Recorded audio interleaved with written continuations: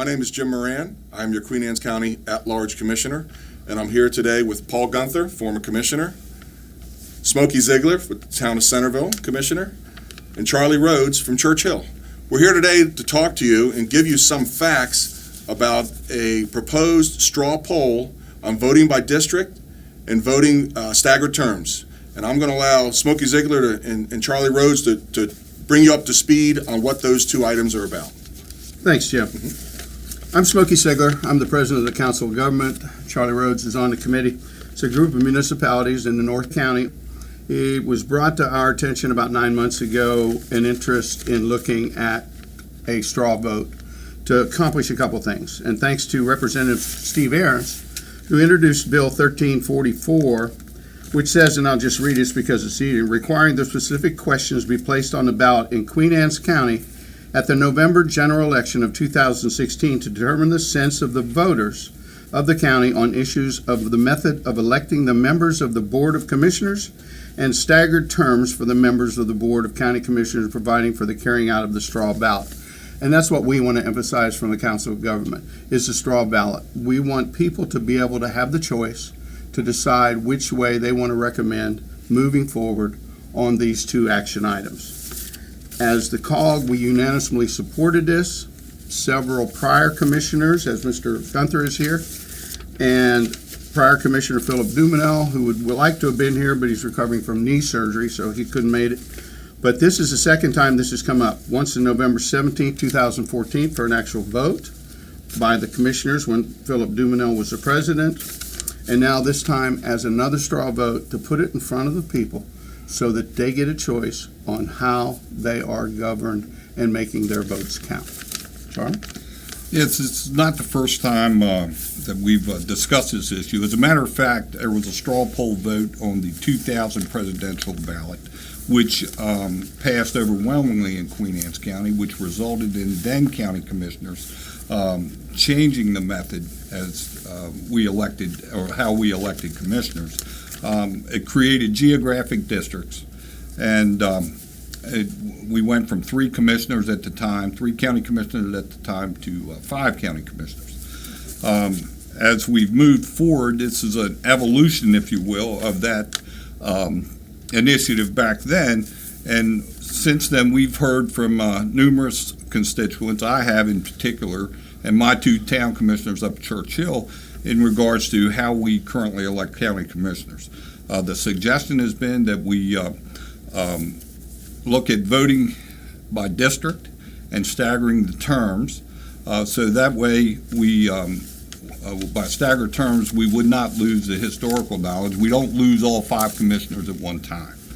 The main issue is right now is to get this question on the ballot for this presidential election so the citizens can express their opinion on how they'd like to see the Queen Anne's County government move forward as in the way they're governed.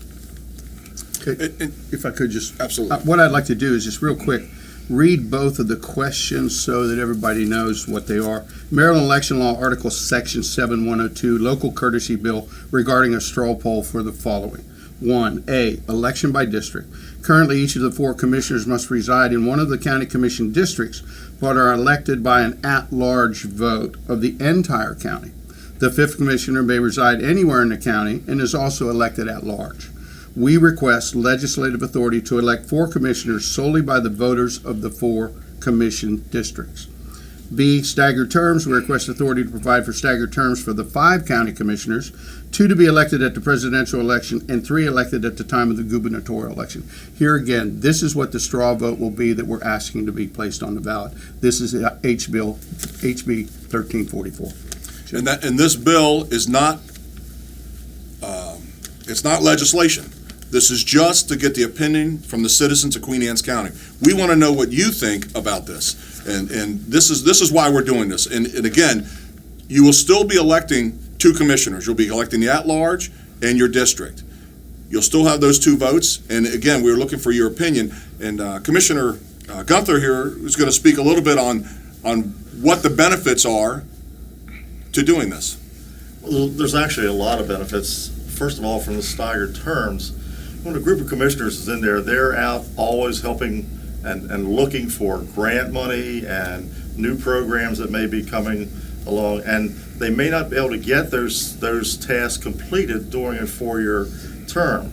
So if you elect all new commissioners, then the momentum for some of these grants may be dropped, and thus the county would lose out. Secondly, the fact that currently you have commissioners that are in office that didn't win the popular vote within their district. So consequently, those people within the district really don't have a say in what's going on. Their votes went for almost nothing. And it's very important that that this representation take place. The fact that the population is certainly staggered across the county, but Queen Anne's County is such a diversified county. The northern end, and a lot of people don't realize it, that the northern end of the county represents Maryland's largest agricultural block of land and accounts for the largest production of corn, wheat, soybeans in the state of Maryland, bringing in over $100 million a year to the county. And yet, very few times have we had much agricultural representation on the board, and as the time goes on, the cost of becoming a commissioner has been just extravagant. I mean, even when I was running, there was a commissioner candidate spent over $100,000 for a $19,000 a year job, and that's only grown over the last 2 elections. And we need to allow the people within the districts to have a say of who's representing them, and elect people that they know, that they've worked with, that know their district as well. And to that point, I think that some of the issues that you're going to hear, and again, what we are looking for is just the opinion of the voters of Queen Anne's County. If the voters want to leave it the way it is, we're fine with that. If the voters want to change it, we're fine with that also. But we think this is an important issue, and we think this is an issue that should be settled by the voters, not by the sitting commissioners, by the voters. And you're going to hear a lot about, for instance, well, if we go to staggered terms, there's going to be an election every year. That's not true. You have an election during the governor's election, you'll have 2 or 3 commissioners elected, and then the presidential election, you'll have 2 or 3, however it is done, will be elected. And I've heard things like we're going to see signs everywhere. It's going to be a constant campaigning. If we vote by district, only in that district will you see those campaign signs.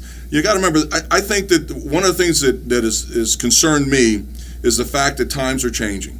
When you have, and I hate to say that, a lot of affluent people living in Queen Anne's County that can afford to spend over $100,000 on an election, you're stopping all your everyday, your teachers. You can't have a teacher as a commissioner. You can't have a fireman as a commissioner. I'm not saying you can't, but I'm just saying to compete with that kind of money, it's next to impossible. What this does, it kind of levels the playing field. So now, if you want to spend $100,000 in a district, go ahead. I know for one, I could walk a district. I could walk a district and meet every person in that district. And also, I think that it's important that if you are elected, who knows you better than your district? If you cannot win your own district, what does that say about the voters? What does that say about the individuals running for that office? People that know you the best are your next door neighbors. And if they don't support you, I don't think that's really a good representation of Queen Anne's County when your glossy flyers are what getting you into office versus the people that know you the best. So these are some of the things that are disturbing, and we want to hear from the Queen Anne's County voters. That's why we've asked for this straw poll, and that's why I want to again thank Delegate Ahrens for bringing this up, because I think this is a critical thing moving forward in Queen Anne's County on how we elect our commissioners. Anybody want to add anything else to that? The bill comes to the floor on March 9th at 1 o'clock in the afternoon. Please call Senator Hershey's office, call Delegate Ahrens' office, express your support in favor of HB 1344. If you have the time, show up to testify. Be there an hour before 1 o'clock to sign up. Express your support for the things that you can affect change in Queen Anne's County.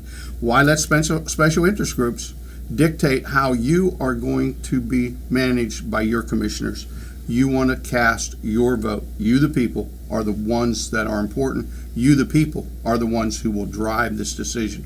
Please make it happen. And again, we are looking for the input from the citizens of Queen Anne's County. There's a lot of talk about, well, we're a small county. It's 50,000 people. Why can't I vote for every commissioner? Well, we do that right now. But we are a very diverse county when it comes to, like Paul said, farmers up to the north, the commuters on Kent Island. There's a lot of differences in Queen Anne's County, and I think that difference is that those cultures, that lifestyle needs to be expressed as your commissioners. And, people talk, well, then what's going to happen when I want to build a school in this district? That district's not going to care about it. Anne Arundel County votes by district.